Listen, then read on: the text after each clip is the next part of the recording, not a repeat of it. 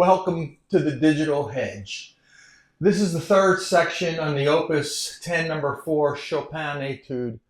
Apparently, this section has been giving a lot of people work for a lot of years.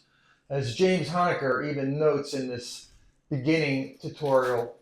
Yeah, it says right here, 10 bars before the return of the theme, there is a stiff digital hedge to jump. Then he goes on to talk about the next one. A stiff digital hedge to jump. And that would be right here. So what's happening is in measure 40, we're just descending on these diminished seventh arpeggios. And all of a sudden, the pattern goes from doing something like this to contrary motion. And you're doing arpeggios to scale-like figures. Let me just demonstrate.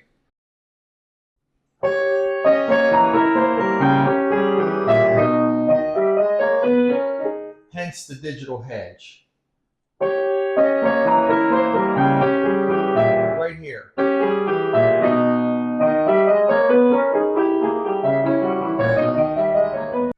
All right, how can we practice that? Well, obviously, I'm going to be spending a lot of time in this section, but there's two new techniques that I'd like to introduce. One is just the basic term is a loop. You're just going to create a loop of a small passage. My piano professor used to call them repetition of pairs, where you pick a small motif. In this case, we're just going to keep repeating a 1-bar loop out of them. Now, you might have to change the fingering around a little bit to achieve that, and that's okay. It's just getting you to think outside of anything to break monotony and to create repetition so that you stay practicing the piece, because I tend to walk away. I get so discouraged sometimes. Okay, so what do we mean by all that? So you pick a spot. There's the hedge. So let's try to repeat it. There's your loop.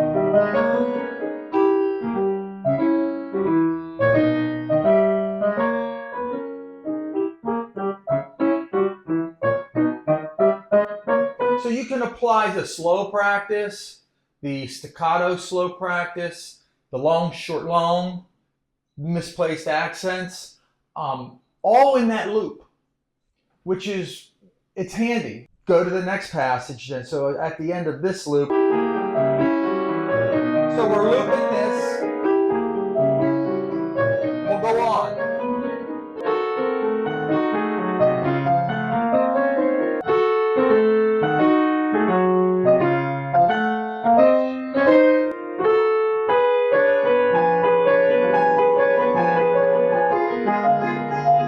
So blocking chords would be another technique that we could try, where instead of arpeggiating these chords, you could just take the first two and the next two.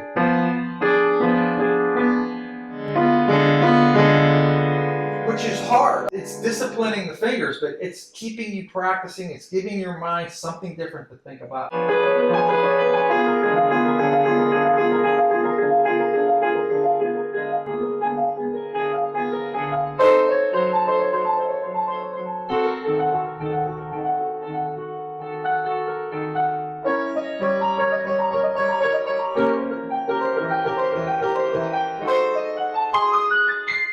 And that would end the hedge section, although it's not ending this musical idea section. But there's still one last thing within this whole digital hedge that is, for me, difficult. And it's this, it happens right here, the last 16th note of beat 4, measure 44. This note right here, the pinky is taking, and then you have to play this chord right here. And what does that look like? It's an E, and then you have this chord. Now look at the jump from the pinky to this G sharp here. The idea is to try to play it as legato or smooth as, but do it with one hand. And it's awkward. There's nothing else you can do but practice this and try different things that'll help. you almost have to get the speeds, and all of this stuff has to be so rudimentary and so ingrained. It's already learned in all of the muscle memory in the fingers. You almost need to be so light in wrist and so light and buoyant, and just where your fingers are just like almost not even thinking about it. You're just flying over the surface. How do I mean that? Okay, so, and I almost had to do that, like literally force myself to a faster speed and to throw my hands at the passages just to see where I was in the tempo. Yeah, you want to do slow practice. You want to start behind the tempo and work up, getting all of that into the muscle memory, but you also have to check for context to see where you are. At least for me, I find that beneficial because I need some kind of encouragement that's going to keep me moving forward. If all I'm stuck in is the wallow of slow practice, I may never get past that. So always want to check for that. So, okay, what do I mean by all this fast buoyancy? The best way I can do this is to demonstrate it. I'm almost throwing my thumbs just so I can kind of get the idea, but I'm still accenting this, and I don't want to do that.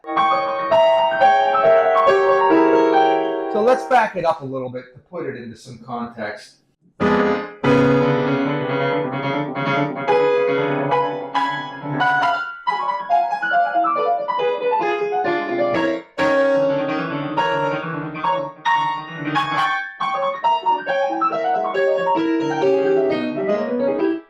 Lots of work to do there, but that's what I kind of mean by light and buoyant. And the only way to get there is to slow it down and take these passages, loop sections, block out the chords that are arpeggiated, ones that are chord arpeggiate.